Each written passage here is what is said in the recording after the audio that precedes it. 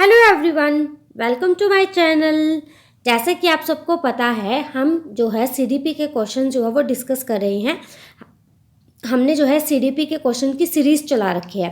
अब तक जो हम टीजीटी के क्वेश्चन जो है वो डिस्कस कर चुके हैं। अब हम पीजीटी के पेपर्स कर रहे हैं। 2 पेपर जो है वो हम कर चुके हैं, 2018 एंड 2019 का। आज जो हम पेपर डिस्कस कर रहे हैं वो 2020 में हुआ था।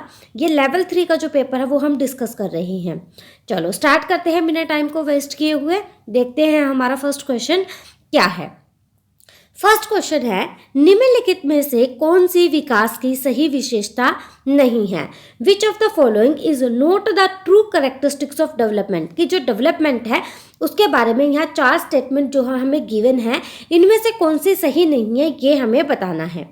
डेवलपमेंट इन्वॉल्व्स चेंजेस, बिल्कुल सही है कि डेवलपमेंट में क्या होता है, चेंजेस होते रहते हैं। Early development is more critical than later development. देखो, जो पहले का जो विकास होता है वो ज़्यादा क्रिटिकल होता है बाद के विकास के, क्योंकि जितना विकास होना होता है बच्चे का वो ज़्यादातर क्या होता है, बाल्यावस्था तक हो जाता है। बाद में जो है विकास जो है वो धीरे धीरे होता है। शुरू की अवस्था में जो विकास होता है बच्चों में वो बहुत तेजी गति से होता है, इसलिए वो डेवलपमेंट जो है वो ज़्यादा ज़रूरी है। कहते हैं ना कि बच्चे का जो विकास होता है वो बाल्यावस्था जो है उस विकास की नींव जो है वो मानी जाती है, बेस जो है वो माना जाता है। इसलिए कहते हैं कि जो बचपन होता है उसमें अगर विकास अच्छा हो जाता है तो बाद में जो है बच्चे का जो डेवलपमेंट है, उसकी जो ग्रोथ है, उसका जो डेवलपमेंट है, उसका फिजिकल स्ट्रक्चर है, सब कुछ है, वो ऑलराउंड जो डेवलपमेंट है वो उसका बाल्यावस्था में हो जाना चाहिए। उसके बाद जो डेवलपमेंट है वो धीरे धीरे होता है। ये बात भी यहाँ पर बिल्कुल सही है। डेवलपमेंट पैटर्न्स आर अनप्रिडिक्टेबल, ये बात जो है बिल्कुल गलत है कि जो डेवलपमेंट के पैटर्न्स होते हैं वो क्या होते हैं, प्रिडिक्टेबल होते हैं। उनके बारे में हम अनुमान लगा सकते हैं, हम उनके बारे में भविष्यवाणी कर सकते हैं। तो इसका राइट आंसर आ जाएगा कि डेवलपमेंट पैटर्न्स आर अनप्रिडिक्टेबल, कि ये स्टेटमेंट जो है रॉन्ग है, क्योंकि जो डेवलपमेंट के पैटर्न है उनको हम क्या कर सकते हैं, प्रिडिक्ट कर सकते हैं। There are individual differences in development, ये बात तो होती है कि या डेवलपमेंट हो, कुछ भी हो, पर्सनालिटी हो, कोई भी चीज़ हो, कि सभी में क्या होता है, इंडिविजुअल डिफरेंसेस तो पाए जाते हैं। ठीक है, नेक्स्ट क्वेश्चन, निम्नलिखित में से कौन सी प्रेरकों के मापन हेतु अप्रत्यक्ष विधि है? हमें यह बताना है कि which of the following is indirect method of measurement of motives, कि मोटिव्स को मेजरमेंट करने की इनडायरेक्ट मेथड जो है वो कौन सा है? Sentence completion technique, questionnaire, checklist या इंटरव्यू? देखो, जो इंटरव्यू होता है वो क्या होता है, आमने सामने होता है ना, तो ये क्या हो गया, डायरेक्ट मेथड हो गया। चेकलिस्ट में भी हम क्या करते हैं, सामने बैठ के ऑब्जर्व करते हैं, सामने बैठ के उसको बनाते हैं। क्वेश्चनेयर भी क्या है, एक डायरेक्ट मेथड है। लेकिन सेंटेंस कंप्लीशन टेक्निक क्या है, ये हमारा क्या है, एक इनडायरेक्ट मेथड है। नेक्स्ट क्वेश्चन, आत्म संप्रत्यय के आधार क्या होते हैं? What are the basis of self concept? कि जो सेल्फ कंसेप्ट है उसका बेस क्या है, हमारे सोशल रोल्स या हमारा बॉडी इमेज, या दोनों ही चीज़ें? तो जो हमारा सेल्फ कंसेप्ट है उसमें हमारे सोशल रोल्स भी आते हैं, उसमें हमारा बॉडी इमेज भी, ये दोनों ही चीज़ें जो है हमारे सेल्फ कंसेप्ट में आता है। ठीक है, कि जो सेल्फ कंसेप्ट है वो क्या होता है, हमें ये चीज़ भी समझनी है ना। तो देखो, जो सेल्फ कंसेप्ट है ये उसका मतलब क्या होता है कि जो कोई भी व्यक्ति होता है, ठीक है, वो अपने बारे में कैसे सोचता है, वो खुद को कैसे देखता है, उसका मूल्यांकन कैसे करता है। ठीक है, तो ये क्या है, हमारा एक वाइड थिंकिंग है। ठीक है, ये जो थॉट्स है वो क्या होते हैं, हमारे वाइड होते हैं। तो जो सेल्फ कंसेप्ट होता है इसमें जो भी कोई पर्सन है, उसके फिजिकल, उसके इमोशनल, उसके सोशल, उसके स्पिरिचुअल, जितने भी एस्पेक्ट्स होते हैं वो सारे के सारे जो है इसमें शामिल होते हैं। ठीक है, आई होप आपको समझ आ गया होगा। नेक्स्ट क्वेश्चन पे चलते हैं। निम्नलिखित में से कौन सी जुंग द्वारा प्रदत्त अंतर्मुखी चिंतन प्रकार व्यक्तित्व की विशेषता नहीं है? Which of the following is not the characteristics of introverted thinking type personality was given by Jung? कि जुंग ने जो है कौन सी इंट्रोवर्टेड थिंकिंग पर्सनालिटी की टाइप यहाँ पर नहीं दी है, ये हमें बतानी है। सेल्फ सेंटर्ड, ये क्या होती है, इंट्रोवर्टेड, खुद के बारे में आत्म केंद्रित होना, ये क्या है, एक क्या है, इंट्रोवर्ट थिंकिंग है। ठीक है, जो अंदर ही अंदर होता है। एक्सट्रोवर्ट मीन्स जो बाहरी, इंट्रोवर्ट मीन्स जो हमारे अंदर होती है। ऑप्टिमिस्टिक, ठीक है। Absorbed in his own intellectual pursuits, अपने स्वयं के बौद्धिक कामकाज में मगन होना।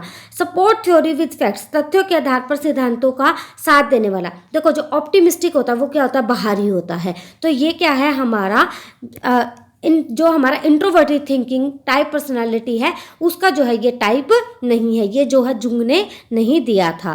16 वर्ष की आयु तक मस्तिष्क का भार जो है वो लगभग कितना हो जाता है, ब्रेन का जो वेट है वो हमें बताना है कि 16 ईयर्स तक अप्रोक्सीमेट वो कितना हो जाता है।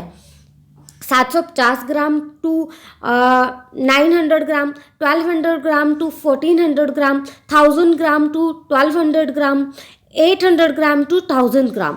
तो ये कितना होता है अप्रोक्सीमेट जो है ये होता है हमारा 1200 ग्राम से लेके 1400 ग्राम तक जो है हमारे ब्रेन का, हमारे मस्तिष्क का जो भार है वो लगभग 16 वर्ष की आयु तक 1200 ग्राम से 1400 ग्राम तक होता है। नेक्स्ट क्वेश्चन, कौन से मनोवैज्ञानिक ने अपनी पुस्तक हेरेडिटरी जीनियस में व्यक्तिक विभेद का वैज्ञानिक ढंग से विवेचन प्रस्तुत किया था? मीन्स कि कौन से साइकोलॉजिस्ट ने इंडिविजुअल डिफरेंसेस के बारे में बताया था? ठीक है, उनकी एक बुक थी हेरेडिटरी जीनियस, उसमें जो है उन्होंने इंडिविजुअल डिफरेंसेस के बारे में बताया था। वो कौन से साइकोलॉजिस्ट है उनका नाम हमें बताना है।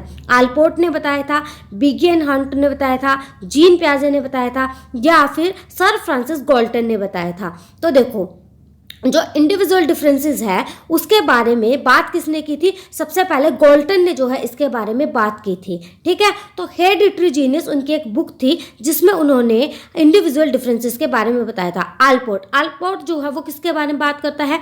आलपोर्ट पर्सनालिटी के बारे में बात करता है। जीन पियाजे कॉग्निटिव डेवलपमेंट के बारे में बात करता है। लेकिन जो गाल्टन थे उन्होंने इंडिविजुअल डिफरेंसेस के बारे में सबसे पहले बात की थी। नेक्स्ट क्वेश्चन, निम्नलिखित में से कौन सा समायोजन का प्रत्यक्ष तरीका है? Which of the following is direct method of adjustment? आप इनडायरेक्ट मेथड याद कर लो तो आप डायरेक्ट जो है इजिली निकाल लोगे। देखो हमें पता है, हम ये चीज़ पढ़ चुके हैं, repression, regression, rationalisation, identification, suppression, ये सारी क्या होते हैं? हमारे इनडायरेक्ट मेथड ऑफ एडजस्टमेंट होते हैं। तो हमारा डायरेक्ट मेथड कौन सा बच गया यहाँ पर? विड्रॉल एंड सबमिसिवनेस जो है हमारा क्या हो जाता है? डायरेक्ट मेथड होता है एडजस्टमेंट का। ठीक है, तो कौन सा मेथड है यहाँ पर? Withdrawal and submissiveness. अगर आपको जो है इनडायरेक्ट मेथड पढ़ने हैं तो इनडायरेक्ट मेथड को जो है हम क्या बोलते हैं? डिफेंस मैकेनिज्म जो है इनडायरेक्ट मेथड को हम बोलते हैं। एडजस्टमेंट के जो इनडायरेक्ट मेथड होते हैं उनको हम डिफेंस मैकेनिज्म बोलते हैं। ठीक है, और जो ये डिफेंस मैकेनिज्म है ये मैंने बहुत अच्छे से आपको पढ़ा रखा है। इसकी जो है आप प्लेलिस्ट चेक करिएगा, सीडीपी प्रैक्टिस सीरीज, आपको जो है वहाँ पर उसकी वीडियो मिल जाएगी। आप चाहे तो वो देख सकते हैं, क्योंकि पेपर में एक क्वेश्चन डेफिनेटली जो है डिफेंस मैकेनिज्म से बनता ही बनता है। नेक्स्ट क्वेश्चन, निम्नलिखित में से कौन सी उन्मुखता कोहलबर्ग के द्वारा दिए गए नैतिक विकास सिद्धांत के उत्तर रूढ़िगत स्तर के अंतर्गत आती है? Which of the following orientation falls under the post conventional level of moral development theory propounded bye Kohlberg? देखो कोहलबर्ग ने जो है वो कितने लेवल दिए थे हमें? 3 लेवल दिए थे। ठीक है, 3 लेवल में उसने क्या किया था? हर एक लेवल में उसने 2 स्टेजेस की जो है वो बात की थी। तो इसने पूछा कि कौन सी स्टेज जो है वो हमारे पोस्ट कन्वेंशनल लेवल पर आती है। देखो जो पनिशमेंट एंड ओबीडियंस है ये हमारे किस में आती है? ये आती है हमारे प्री कन्वेंशनल लेवल पे। सोशल कॉन्ट्रैक्ट ये किस में आती है? हमारे पोस्ट कन्वेंशनल में। Good boy and nice girl ये किस में आती है? हमारे ये आती है कन्वेंशनल लेवल पर। ठीक है, लॉ एंड सोशल ऑर्डर ये भी हमारे किस में आती है? कन्वेंशनल लेवल पर। लेकिन सोशल कॉन्ट्रैक्ट एंड यूनिवर्सलाइजेशन ये हमारे किस में आते हैं?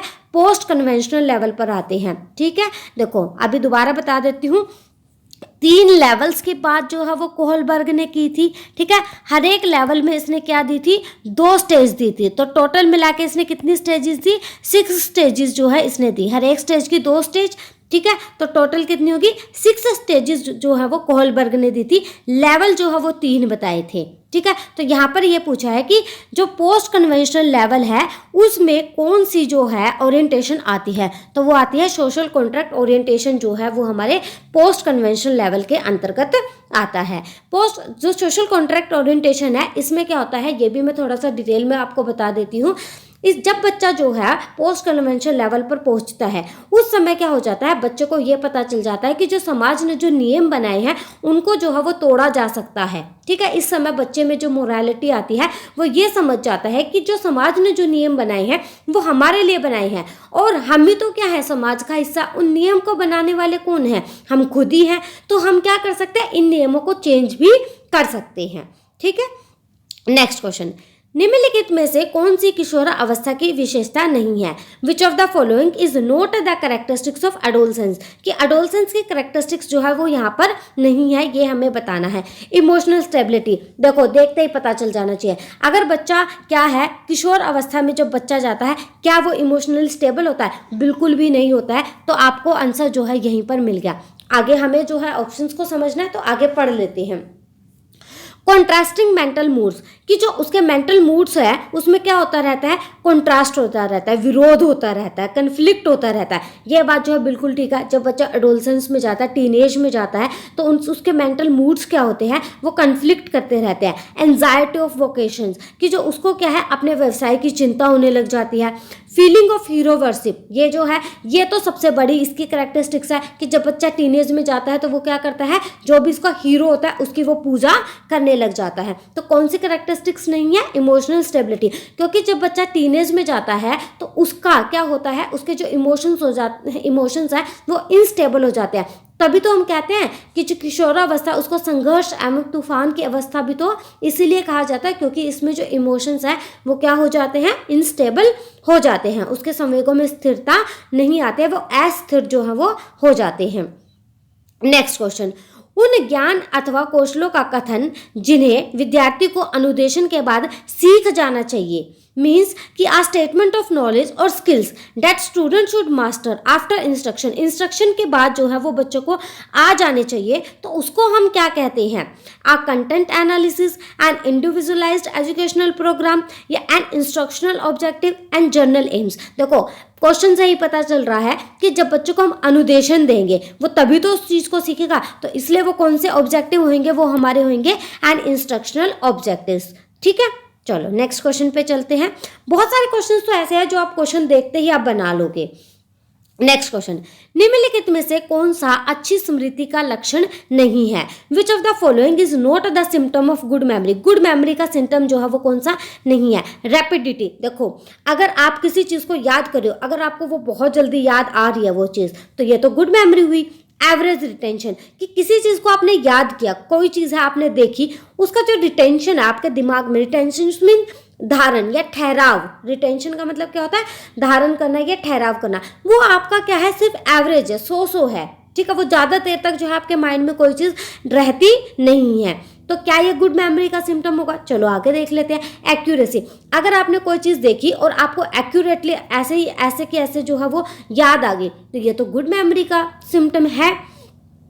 Recall of right material at right time, अगर आप किसी चीज़ को रिकॉल कर रहे हो, याद कर रहे हो, मीन्स कि आपने कोई चीज़ पास्ट में की थी, आप उसको रिकॉल कर रहे हो। ठीक है, पास्ट में की चीज़ को तो रिकॉल करते हैं ना, कोई फ्यूचर की चीज़ को थोड़ी ना रिकॉल करते हैं। पास्ट की चीज़ को जब आप रिकॉल करो, अच्छा मैंने वो चीज़ वहाँ की थी, आपको एग्जैक्ट, आपको राइट टाइम पर, ठीक है, वो आपको क्या आ जाती है, याद आ जाती है। ठीक है, तो ये क्या होगा, ये भी हमारे गुड मेमोरी का सिम्टम होगा। लेकिन एवरेज रिटेंशन, किसी चीज़ का एवरेज, कि थोड़ा बहुत रिटेंशन हो रहा है, तो वो क्या है, हमारे गुड मेमोरी का सिम्टम नहीं है। जो रिटेंशन है वो कैसा होना चाहिए, अच्छा होना चाहिए, कि ताकि आपको वो लॉन्ग टर्म तक होना चाहिए, ताकि वो आपको याद रहे, है ना। निम्नलिखित में से कौन सा संप्रदाय बंडूरा के सामाजिक अधिगम सिद्धांत से संबंधित नहीं है? ये हमें बताना है। देखो, जो बंडूरा की सोशल लर्निंग थ्योरी थी वो कैसी थी, ऑब्जर्वेशनल लर्निंग थी। बोबरडॉल एक्सपेरिमेंट जो है वो अल्बर्ट बंडूरा ने किया था। तो देखो, जो बोबरडॉल थी वो क्या था, एक मॉडल था, मॉडल एक आपके सामने प्रेजेंट किया था। उस मॉडल को आपने क्या किया था, ऑब्जर्व किया था। जब बच्चे ऑब्जर्व करते हैं तो बच्चा इमिटेट भी करेगा उस चीज को। तो ये क्या हो जाएगा, यहाँ पर ऑप्शंस देख लेते हैं, मॉडलिंग, अडेप्टेशन, इमिटेशन या ऑब्जर्वेशनल लर्निंग। तो देखो, जब बोबरडॉल को प्रेजेंट किया तो वो क्या था, एक मॉडल था, तो मॉडलिंग तो होगी। अब जब बच्चा मॉडल को देखेगा तो वो क्या करेगा, उस चीज को देख करके सीखेगा ना, ऑब्जर्व करेगा। ऑब्जर्व करके क्या करेगा, अब उस चीज को इमिटेट करने की कोशिश करेगा। मतलब इमिटेशन करना मीन्स नकल करना, किसी चीज का अनुकरण करना। ठीक है, तो हिंदी में इसको कहते हैं, मतलब आम भाषा में नकल करना। तो वैसे क्या होता है, अनुकरण करना, कि जैसा उसने किया वैसे ही कर रहे हैं, तो ये चीज़ भी होती है। लेकिन अडेप्टेशन की बात जो है वो अल्बर्ट बंडूरा ने कहीं पर भी नहीं की थी। नेक्स्ट क्वेश्चन, शेल्डन ने शारीरिक गठन के आधार पर श्रेणीकरण को मानते हुए प्रबल एंडोमॉर्फ व्यक्तियों का श्रेणी अनुपात क्या बताया?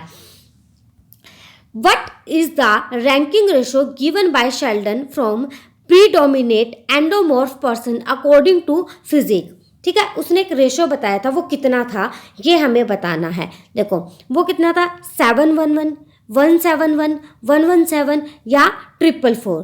तो वो कितना था, देखो जो एंडोमॉर्फ होता है उसमें क्या होता है, पहले 7 फिर 1 फिर 1, पहले वो क्या होता है, मीन्स कि जो ये रिप्रेजेंट कर रहा है, ये क्या है, न्यूमेरिकल रेटिंग को जो है वो रिप्रेजेंट कर रहा था। ठीक है, ये उनकी कैरेक्टरिस्टिक्स जो है उसको न्यूमेरिकली जो है वो उसने क्या किया था, इस चीज़ को प्रेजेंट किया था। चलो नेक्स्ट क्वेश्चन पे चलते हैं, देखते हैं नेक्स्ट क्वेश्चन क्या है।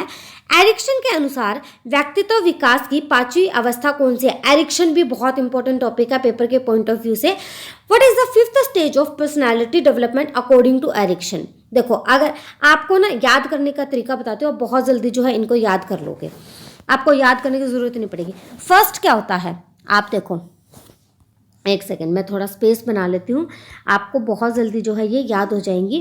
देखो एरिक्सन की स्टेजेस बताती हूँ। फर्स्ट स्टेज क्या है, फर्स्ट स्टेज में बच्चा क्या करता है, बच्चे को देखो ट्रस्ट या मिसट्रस्ट, दो चीज़ें होती हैं।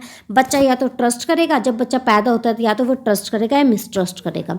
जब वो ट्रस्ट करेगा तो वो क्या होएगा, अपनी चीज़ों को ऑटोनोमी, मतलब कि बिना किसी शर्म के या किसी चीज़ के वो बता पाएगा। यहाँ पर ये चीज़ आपने देख ली। अब लास्ट स्टेज पे आ जाओ, लास्ट की 2 स्टेजेस। 7th स्टेज में क्या होती है, बच्चे में जेनरेटिव वर्सेस स्टैग्नेटी आ जाती है। उसके बाद क्या होता है, जब बच्चे में जेनरेटिव वर्सेस स्टैग्नेशन आता है तो वो क्या होता है, एक अच्छी लाइफ को, मतलब कि अगर उसमें जेनरेटी आ रही है, ठीक है, तो वो क्या होगा, अपनी लाइफ को संतुष्ट होकर के जिएगा। तो इसमें क्या होगा, ईगो वर्सेस डिसअपियर, ये चीज़ आ जाएगी। अब उसके बाद 3rd को छोड़ दो, 4th जो है 5th और 6th पे आ जाओ। ठीक है, 5th और 6th स्टेज पे आ जाओ। 6th स्टेज में क्या होता है, बच्चा इंटीमेसी करता है। 5th स्टेज में क्या होता है, बच्चा क्या करता है, इन्फीरियरिटी को देखता है, अपने रोल कन्फ्यूजन को, इन्फीरियरिटी नहीं, अपने रोल कन्फ्यूजन को देखता है। इसमें बच्चा अपने रोल को लेकर क्या होता है, कन्फ्यूज होता है। ठीक है, तो इस तरीके से जो आप इसको याद कर सकते हैं। चलो देखते हैं अब हमारा क्वेश्चन क्या था। हमारे क्वेश्चन में जो है वो स्टेजेस जो हमसे पूछी गई थी कि कौन सी जो है वो 5th स्टेज है। तो देखो अब इंटीमेसी वर्सेस आइसोलेशन ये किस में होता है, ये होता है हमारा 6th स्टेज में। ये किस में होता है, हमारा 6th स्टेज में। जेनरेटिव वर्सेस स्टैग्नेशन ये होता है हमारा 7th स्टेज में। इंडस्ट्री वर्सेस इन्फीरियरिटी ये होता है हमारा 4th स्टेज में। आइडेंटिटी वर्सेस रोल कन्फ्यूजन ये होता है हमारा 5th स्टेज में। तो राइट आंसर क्या आ जाएगा हमारा 2, इसका हमारा क्या आ जाएगा, राइट आंसर आ जाएगा। नेक्स्ट क्वेश्चन देखते हैं। निम्नलिखित में से कौन सा गिलफोर्ड द्वारा प्रदत्त सृजनात्मकता का तत्व नहीं है? Which of the following is not the element of creativity as given by Guilford? कि गिलफोर्ड ने जो है क्रिएटिविटी के कुछ एलिमेंट दिए थे जो यहाँ पर दिए गए हैं, यहाँ पर इनमें से कौन सा नहीं है ये हमें बताना है। क्रिएटिविटी में क्या होनी चाहिए, फ्लुएंसी होनी चाहिए, फ्लेक्सिबिलिटी होनी चाहिए, ओरिजिनलिटी होनी चाहिए अकॉर्डिंग टू गिलफोर्ड। इंक्यूबेशन की बात जो है गिलफोर्ड नहीं करते हैं, तो इंक्यूबेशन जो है यहाँ पर करेक्ट आंसर हो जाएगा। निम्नलिखित में से कौन सा अधिगम के धनात्मक स्थानांतरण का प्रकार नहीं है? ठीक है, which of the following is not the type of positive transfer of learning? कि पॉजिटिव ट्रांसफर ऑफ लर्निंग का जो है प्रकार नहीं है, ये हमें बताना। Lateral transfer, sequential transfer, horizontal transfer या जीरो ट्रांसफर? देखो पॉजिटिव ट्रांसफर में ट्रांसफर होगा ना, चाहे वो लेटरल हो, चाहे वो सिक्वेंशियल हो, चाहे वो हॉरिजॉन्टल हो।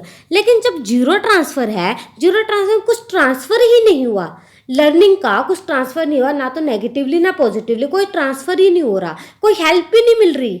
मतलब कि हमें जो है अपनी पुरानी नॉलेज से नई नॉलेज में कोई हेल्प नहीं मिल रही। ट्रांसफर का मतलब क्या होता है, हेल्प होना, कि पुरानी नॉलेज से नई नॉलेज में हेल्प होना, वो होता है ट्रांसफर। लेकिन जब हमें अपनी पुरानी नॉलेज से कोई हेल्प ही नहीं मिली, ना तो पॉजिटिव वे से ना नेगेटिव वे से, तो वो क्या हो गया, जीरो ट्रांसफर। तो यहाँ पर क्या हो जाएगा, ये हमारे पॉजिटिव ट्रांसफर का क्या है, एक टाइप नहीं है। नेक्स्ट क्वेश्चन, निम्नलिखित में से कौन सी फ्रायड द्वारा प्रदत्त मनोलैंगिक अवस्था नहीं है? फ्रायड ने जो है वो साइकोसेक्सुअल स्टेजेस जो दी है वो दी थी, तो इनमें से कौन सी नहीं है वो हमें बताना है। फॉलिक स्टेज ये भी फ्रायड ने दी थी, एनल स्टेज ये भी फ्रायड ने दी थी, ओरल स्टेज ये भी फ्रायड ने दी थी, लेकिन ऑटोनॉमी स्टेज जो है ये फ्रायड ने नहीं दी थी। नेक्स्ट क्वेश्चन देखो, आपके पास एक क्वेश्चन बनता है ना, ओडिपस कॉम्प्लेक्स और इलेक्ट्रा कॉम्प्लेक्स, कि ओडिपस में क्या होता है कि मदर और सन जो होता है वो एक दूसरे की तरफ अट्रैक्ट होता है, मतलब कि मदर मेल की तरफ अट्रैक्ट होती है ना। और इलेक्ट्रा में क्या होता है, फादर और डॉटर का जो रिलेशनशिप होता है कि जो फादर है वो डॉटर की तरफ अट्रैक्ट होता है, तो वो फॉलिक स्टेज का जो है वो एक पार्ट है। ये भी याद रखना, ये क्योंकि ये भी पेपर में जो है पूछा जाता है। किसने कहा कि मनोवैज्ञानिक जीवित जीव जंतुओं के बर्ताव का धनात्मक विज्ञान है? Who stated that psychology is the positive science of conducted of living creature? ये बात जो है किसने कही थी? सर विलियम मैकडूगल ने, सर फ्रांसिस गाल्टन ने, मैक्स वर्दिमर ने या विलियम जेम्स ने? तो जीव जंतुओं के बारे में, जो मनोवैज्ञानिक जीव जंतु हैं उनके बारे में बात किसने की थी? वो बात की थी सर विलियम मैकडूगल ने जो है इनके बारे में बात की थी। नेक्स्ट क्वेश्चन, निम्नलिखित में से कौन सी शिक्षा मनोविज्ञान के अध्ययन की मनोभौतिकी विधि नहीं है? Which of the following is not the type of psychophysical method of study of educational psychology? ये हमें बताना है कि जो मनोभौतिकी विधि जो है वो नहीं है, मनोविज्ञान के अंतर्गत साइकोफिजिकल मेथड जो है नहीं है, ये हमें बताना है। The method of minimal changes of method of limits, the method of constant stimuli, the method of average और मीन एरर, या मॉडिफाइंग द इंडिविजुअल एटीट्यूड? देखो क्या है मनोभौतिकी विधि, जो हमारे न्यूनतम परिवर्तन होते हैं उसमें क्या होती है, उसकी कुछ विधि होती है और उसकी कुछ एक सीमा अवधि भी होती है, तो ये बात तो जो है बिल्कुल ठीक है। और जो हमारे जो स्टिमुलस होते हैं वो भी क्या होते हैं, कांस्टेंट होते हैं, ठीक है। और जो हमारे एवरेज और मीन एरर है उसमें भी क्या होती है, एवरेज और मीन एरर भी एक क्या है, एक हमारा मेथड होता है। लेकिन जो व्यक्तिगत अभिवृत्तियों में जो प्रीमार्जिन जो चेंज होता है वो जो है हमारा साइकोफिजिकल मेथड के अंतर्गत नहीं आता है। नेक्स्ट क्वेश्चन, पूर्व ज्ञान के रूपांतरण, संगठन एवं पुनर्संगठन के द्वारा ज्ञान की जो है रचना की जाती है, यह निम्नांकित में से किसके दृष्टिकोण की सर्वोत्तम व्याख्या है? देखो, knowledge is constructed by transforming organisation and reorganisation previous knowledge. Previous knowledge जो है वो हमारी नई नॉलेज में हेल्प करती है या एड ऑन करती है। ये बात कौन करता है? प्याजे जो है इस बारे में बात करते हैं। एसिमिलेशन और एक्मोडेशन का जो कंसेप्ट है वो किसने दिया था? प्याजे ने दिया था। उसमें उन्होंने क्या बताया था? एसिमिलेशन में उन्होंने क्या बताया था कि जो हमारी प्रीवियस नॉलेज है, जो बच्चे की जो प्रीवियस नॉलेज है उसमें जब वो क्या करता है, नई नॉलेज को एड ऑन करता है, ऐड कर लेता है, तो वो क्या बन जाता है? एसिमिलेशन। और जो उसके प्रीवियस नॉलेज है अगर उसमें वो क्या कर रहा है, कुछ चेंजेस कर रहे हैं, कुछ मॉडिफाई कर रहा है, तो वो क्या बन जाता है? उसका एक्मोडेशन बन जाता है। तो इसका याद करने का क्या तरीका है? प्रीवियस नॉलेज में कुछ एड ऑन करना, प्रीवियस नॉलेज में क्या करना? कुछ ऐड करना, तो क्या कहलाता है? एसिमिलेशन। और प्रीवियस नॉलेज में क्या है? कुछ मॉडिफाई करना, चेंज करना, ट्रांसफर करना, वो क्या कहलाता है? हमारा एक्मोडेशन जो है वो कहलाता है। और एसिमिलेशन, एक्मोडेशन, इक्विलिब्रेशन, स्कीमास, इसका जो टॉपिक, ये जो कंसेप्ट है वो किसने दिया था? प्याजे ने जो है ये दिया था। प्याजे के संज्ञानात्मक विकास के सिद्धांत के अनुसार ज्ञान का आधारभूत निर्माण खंड क्या कहलाता है? According to the cognitive development theory of प्याजे, the basic building block of knowledge is called, कि जो बच्चे का जो basic building block of knowledge है उसको हम क्या कहते हैं, ये हमें बताना है। स्कीमा, एसिमिलेशन, एक्मोडेशन या इक्विलिब्रेशन। देखो, जो बच्चे की जो नॉलेज होती है उसका कंस्ट्रक्शन किससे होगा? किसी स्कीमा से होगा। जब तक बच्चे को कोई स्कीमा नहीं दिया जाएगा उसका जो नॉलेज का जो बेस है वो कंस्ट्रक्ट नहीं होगा। तो स्कीमा जरूरी है एसिमिलेशन के लिए भी, एक्मोडेशन के लिए भी और इक्विलिब्रेशन के लिए भी। इक्विलिब्रेशन क्या होता है? एसिमिलेशन और एक्मोडेशन के बीच में बैलेंस बनाना इक्विलिब्रेशन कहलाता है। तो इन सब चीजों के लिए क्या चाहिए? स्कीमा चाहिए। तो तो जो ये क्या होता है, basic building block of knowledge होता है, ये क्या कहलाता है, ये कहलाता है स्कीमा। कि स्कीमा ये एक तरीके से स्कीमा की डेफिनेशन भी है कि जो स्कीमा है वो क्या होता है, ज्ञान का आधारभूत निर्माण खंड जो है वो हमारा क्या कहलाता है, स्कीमा कहलाता है। नेक्स्ट क्वेश्चन, एक अंग्रेजी के अध्यापक ने अपने विद्यार्थियों को पढ़ाते समय कैट का बहुवचन कैट्स, हाउस का बहुवचन हाउसेस, पेन का बहुवचन पेन्स और उसी क्रम में विद्यार्थी ने क्या किया, माउस का जो प्लूरल था वो गलती से उसने माउसेस बना दिया। This is the example of which type of transfer of learning, कि उसने जो है वो कौन से ट्रांसफर ऑफ लर्निंग का जो है वो यहाँ पर यूज किया है, positive transfer, negative transfer, zero transfer या वर्टिकल ट्रांसफर। देखो अगर पॉजिटिव ट्रांसफर होता तो वो क्या करता, माउस का यूज क्या करता, वो माइस करता, ठीक है, वो ऐसे बताता ना कि माउस का प्लूरल क्या होता है, माइस होता है। लेकिन उसने क्या किया, माउस को जो है वो भी उसने क्या बता दिया, माउसेस कर दिया। उसने प्रीवियस नॉलेज के अकॉर्डिंग कैट का कैट्स, हाउस का हाउसेस, पेन का पेन्स, उसके अकॉर्डिंग उसने क्या किया, माउस को उसने माउसेस कर दिया। तो जो ये लर्निंग ऑफ ट्रांसफर हुआ, ये कौन सा लर्निंग ऑफ ट्रांसफर हुआ, ये हुआ नेगेटिव लर्निंग ऑफ ट्रांसफर। कि उसने क्या किया, जो पूर्व नॉलेज से, जो उसकी प्रीवियस नॉलेज थी उसको क्या मतलब यूज करके उसने क्या किया, जो यूज किया तो उसने गलत यूज किया, वो क्या होगी, एक नेगेटिव ट्रांसफर की गलत जो मतलब लर्निंग हुई वो नेगेटिव ट्रांसफर उसकी कहलाएगी।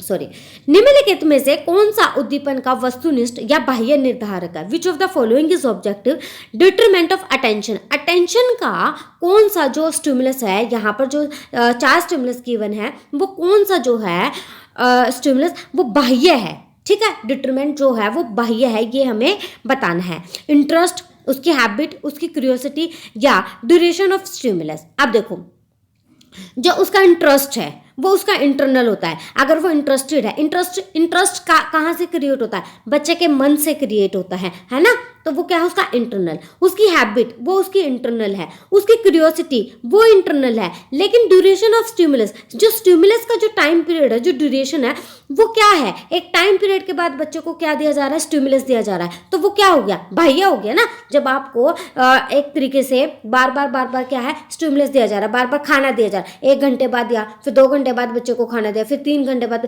ये क्या एक तरीके से स्टिमुलस का काम कर रहा है, तो ये क्या है, एक बाह्य है। बच्चे की भूख उसकी इंटरनल है, लेकिन खाना क्या है, एक बाह्य सोर्स है। तो यहाँ पर राइट आंसर क्या आ जाएगा, ड्यूरेशन ऑफ स्टिमुलस। मुरे द्वारा प्रतिपादित प्रासंगिक अंतर्बोध परीक्षण व्यक्तित्व के किस सिद्धांत से संबंधित है, मतलब कि मुर्रे ने जो है वो थीमेटिक एप्रिसिएशन टेस्ट दिया था, वो कौन सी पर्सनालिटी के टेस्ट से संबंधित है, ये हमें बताना है। वो ट्रेट थ्योरी से है, वो ट्रेट एंड टाइप थ्योरी से है, या ओनली टाइप थ्योरी से है, या वो साइको एनालिटिकल थ्योरी से है। तो जो मुर्रे ने थीमेटिक एप्रिसिएशन टेस्ट दिया था वो हमारा साइको एनालिटिकल थ्योरी से जो है वो पर्सनालिटी की जो था साइको एनालिटिक थ्योरी थी उस पर जो है वो बेस्ड था। अब जो पर्सनालिटी का टॉपिक इतना पूछा नहीं जाता, इसलिए मैं आपको इतना डिटेलिंग में इसको नहीं बता रही हूँ, ठीक है। पर्सनालिटी का टॉपिक जो अब कट गया है हमारे सिलेबस से, तो अब पर्सनालिटी का टॉपिक इतना नहीं आता है। नेक्स्ट क्वेश्चन, निम्नलिखित में से कौन सा मध्यम मानसिक मंदता बालकों का बुद्धि लब्धि प्रसार है। ज्यादातर पेपर में ना एक यही क्वेश्चन पूछा जाता है, मॉडरेट मेंटल रिटार्डेड चिल्ड्रन। मैंने बहुत सारे पेपर अभी तक पढ़ाए हैं, तो मैंने एक यही चीज देखा कि ज्यादातर एक ही क्वेश्चन, यही क्वेश्चन जो है बार बार रिपीट हुआ है। तो इसका आंसर है मॉडरेट मेंटल रिटार्डेड चिल्ड्रन जो है उसका जो IQ लेवल है वो कितना होता है, 52 to 67, 36 to 51, 20 to 35 या बिलो 20। तो ये होता है 36 to 51 जो है ये IQ रेंज होता है मॉडरेट बच्चों का। निम्नलिखित में से कौन सा एडलर द्वारा प्रदत्त व्यक्तित्व विकास हेतु जीवन शैली का प्रकार नहीं है, ठीक है, ये भी पर्सनालिटी का एक क्वेश्चन है। Which of the following is not the type of life style for the development of personality given bye Adler. Adler ने कौन सी पर्सनालिटी नहीं दी थी, ये हमें बताना है। लेजी टाइप, रूलिंग टाइप, गो गेटिंग टाइप या एस्केपिंग टाइप। तो एडलर ने जो है लेजी टाइप जो है वो कोई पर्सनालिटी नहीं दी थी। अब नेक्स्ट क्वेश्चन, ये क्वेश्चन भी रिपीटेड है, ये भी जो है पेपर में कई बार आ चुका। रोरशा शाही धब्बा परीक्षण के अंतर्गत कितने कार्ड्स यूज किए गए थे, तो आपको रट जाना चाहिए। तो इसका आंसर क्या है, 10 है। निम्नलिखित में से कौन सा मूल्यों की दृष्टि से स्प्रेंजर द्वारा दिया गया व्यक्तित्व का प्रकार नहीं है? स्प्रेंजर ने कौन सा पर्सनालिटी का जो है वो टाइप नहीं दिया है, ये हमें बताना है। देखो पहले जो है पर्सनालिटी जो है एस्टेट का फेवरेट टॉपिक था, इसलिए पर्सनालिटी से जो है बार बार क्वेश्चन पूछे जाते थे। अब जो है पर्सनालिटी का टॉपिक पेपर से कट गया है, सिलेबस से जो है वो कट गया, पर्सनालिटी से क्वेश्चन जो है आने वाले पेपर में आप देखोगे 2000 जो शायद 22 में वो कटा था, 22 और 23 का जो आप पेपर देखोगे उसमें आपको एक भी पर्सनालिटी का टॉपिक या क्वेश्चन जो है एक भी नहीं मिलेगा, क्योंकि वो सिलेबस से कट गया था। चलो देखते हैं इसका आंसर क्या है। क्वेश्चन दोबारा देख लेते हैं एक बार। Which of the following is not a type of personality given by Spranger in value point of view? Spranger ने जो है कौन सा व्यक्तित्व का प्रकार नहीं दिया था? तो थ्योरेटिकल स्प्रेंजर ने दिया था, इकोनॉमिक ये भी दिया था, एस्थेटिक ये भी दिया था, लेकिन एथलेटिक ये कोई टाइप जो है वो स्प्रेंजर ने नहीं दिया था। नेक्स्ट क्वेश्चन, निम्नलिखित में से कौन सा थॉर्नडाइक द्वारा प्रदत्त अधिगम का गौण या सहायक नियम है? ठीक है, जो थॉर्नडाइक है उसने क्या दिए थे? प्राइमरी और सेकेंडरी, ये जो है दो प्रकार के नियम दिए थे। ठीक है, प्राइमरी और सेकेंडरी। जो प्राइमरी है उसमें 3 नियम थे, law of readiness, law of exercise और लॉ ऑफ इफेक्ट। ठीक है, सेकेंडरी में 5 प्रकार के नियम दिए थे। आज का जो शॉर्ट है मैं उसमें आपको ये गौण नियम जो है वो बता दूंगी, कौन कौन से जो है गौण नियम दिए थे। ठीक है, जो थॉर्नडाइक के यहाँ पर जो क्वेश्चन है, थॉर्नडाइक के सेकेंडरी रूल्स जो है वो कौन से हैं? अभी हमने देखा कि law of readiness, law of exercise, law of mental set या लॉ ऑफ इफेक्ट। तो जो ये लॉ ऑफ रेडीनेस है, law of exercise, law of effect है, ये हमारे क्या हैं? प्राइमरी नियम जो है ये हमारे आते हैं। सबऑर्डिनेट लॉ कौन सा है? वो है हमारा लॉ ऑफ मेंटल सेट। देखो कौन कौन से होते हैं? एक होता है बहुप्रतिक्रिया का नियम, ठीक है, एक होता है अभिवृत्ति का नियम, एक होता है पूर्व शक्ति तत्वों का नियम, एक होता है सादृश्य का नियम, एक होता है संबंध स्थानांतरण का नियम। ये जो है हमारे क्या है? सेकेंडरी लॉ है। तो लॉ ऑफ मेंटल सेट जो है उनमें से एक है। नेक्स्ट क्वेश्चन, निम्नलिखित में से कौन सी किशोरावस्था की सही विशेषता नहीं है? किशोरावस्था की 4 विशेषताएं दे रखी है, तो कौन सी इनमें से नहीं है ये हमें देना है। देखो, किशोरावस्था बाल्यावस्था और वयस्कावस्था के बीच की परवर्ती अवस्था है। बिल्कुल ठीक है कि जो किशोरावस्था है वो हमारे चाइल्डहुड एंड अडल्टहुड की क्या है? एक ट्रांजिशनल स्टेज है। In adolescence there is a viewers individual status. ठीक है, कि किशोरावस्था में क्या होते हैं? व्यक्तिक अस्पष्टताएं जो है वो देखने को मिलती हैं। Adolescence is the threshold of adulthood, कि जो किशोरावस्था है वो क्या है? हमारे वयस्कावस्था के एक दहलीज होते हैं। जब बच्चा किशोर अवस्था में जाता है तभी तो आगे अडल्टहुड में जाएगा ना, तो इसलिए एडोलसेंस क्या है? हमारी एक दहलीज है, वयस्कावस्था की दहलीज है। ये बात भी जो है बिल्कुल ठीक है। किशोरावस्था वास्तविकताओं का समय होता है, कि adolescence is the time of realism. जो किशोरावस्था है वो वास्तविकता का समय जो है वो नहीं होता। ये स्टेटमेंट जो है रॉन्ग है, तो हमारा राइट आंसर क्या आ जाएगा? 4 जो है हमारा राइट आंसर आ जाएगा। ठीक है, आई होप आपको ये वीडियो अच्छी लगी होगी। तो अगर आपको ये वीडियो अच्छी लगे तो लाइक ज़रूर करना, कमेंट ज़रूर करना और चैनल को सब्सक्राइब करना बिल्कुल भी मत भूलना, क्योंकि आगे आने वाली जो वीडियोस हैं उनमें आपको बहुत कुछ आपको देखने को मिलेगा। बहुत अच्छा कंटेंट जो आपको देखने को मिलेगा, जो आपको एचटेट में भी हेल्प करेगा, आपको HSSC के स्क्रीनिंग के पेपर में भी जो है वो आपको हेल्प करेगा। क्योंकि मैंने अभी तक जो ऑब्जर्व किया है, यही ऑब्जर्व किया है कि जितने भी HSSC के जो पेपर होते हैं ना, उनमें ज़्यादातर जो एचटेट में क्वेश्चन जो पूछे जाते हैं ना, वही सेम क्वेश्चन जो है वहाँ पर वो रिपीट होते हैं। चाहे वो CDP के हो, चाहे वो हरियाणा जीके के हो, चाहे मैथ हो, चाहे हिंदी हो, चाहे इंग्लिश हो, सारे क्वेश्चन जो है वो रिपीट होते ही होते हैं। चलो आज के लिए थैंक यू सो मच, मिलते हैं नेक्स्ट वीडियो में।